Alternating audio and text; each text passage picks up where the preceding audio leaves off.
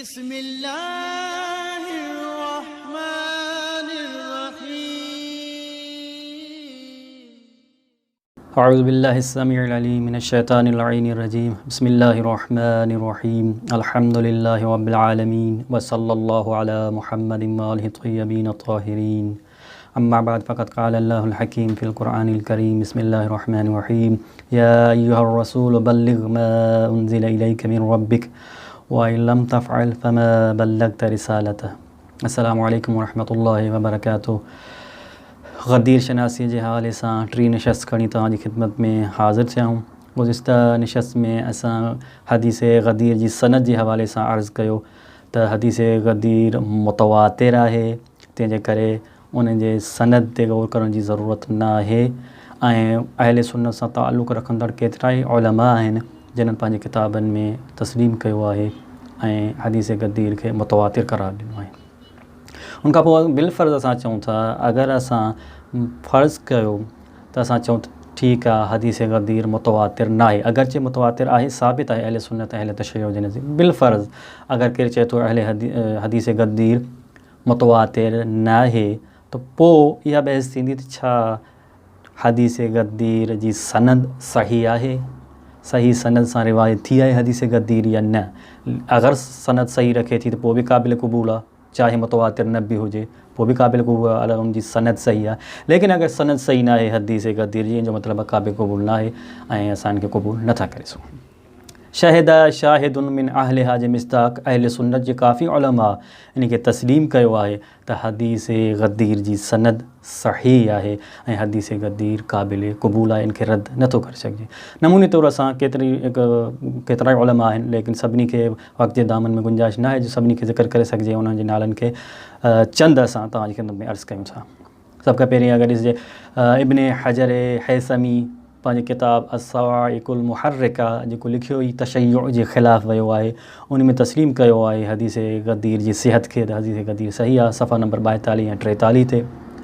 हाकिम नेशापुरी पंहिंजी किताब अल मुस्तदरक अल सहीहैन या मुस्तदरक हाकिम जे नाले सां जेको मशहूरु आहे, उनजी जिल्द नंबर 3 ऐं सफ़ा नंबर 109 ते हदीस غدير खे सही करार ॾिनो आहे। हलबी पंहिंजी असीरतुल हलबिया में जिल्द नंबर 3 सफ़ा नंबर 244 में हदीस غدير जी सिहत खे ज़िक्र कयो।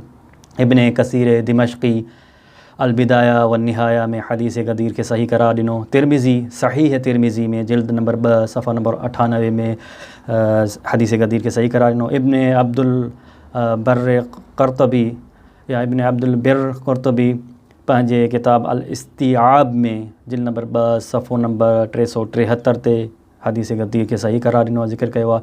सिब्त इब्न जौज़ी पंहिंजे किताब तज़किरतुल ख़वास जे सिफ़ा नंबर 18 ते हदीस غدير खे सही करार ॾिनो।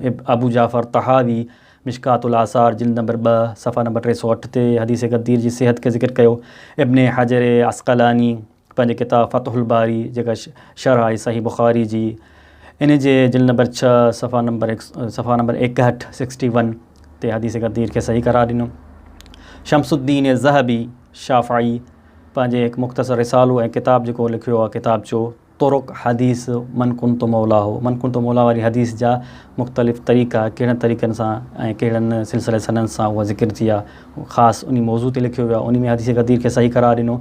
ऐं शमसुद्दीन ज़हबी जो ॿियो ई किताब आहे तलख़ीस अल मुस्तदरक, उन जे जिल्द नंबर 3 सफ़ा नंबर 613 हदीस नंबर 6272 ते हदीस غدير खे सही करार ॾिनो। अल्लामा नासिरुद्दीन अलबानी जंहिंखे बुख़ारी असर सॾियो थो वञे, 1999 में उनजी वफ़ात थी आहे, कुझु साल अॻु, 2 खां वधीक कुझु साल थी विया आहिनि उनखे।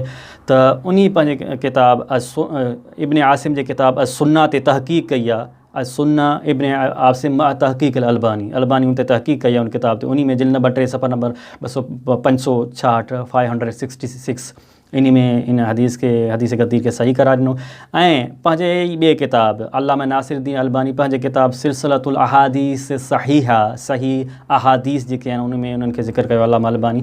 त उन में हदीस नंबर 1750 1750 में हदीस غدير खे ऐं इहे जुमिलो मन कुंत मौला हो फ़हाज़ा अली मौला खे ज़िक्र कयो ऐं इन हदीस खे सही करार ॾिनो। ऐं इब्न तैमिया जंहिं एतिराज़ कयो आहे मुख़्तलिफ़ क़िस्मनि जा हदीस غدير ते उन ते तनक़ीद कई आहे अल्लामा अलबानी।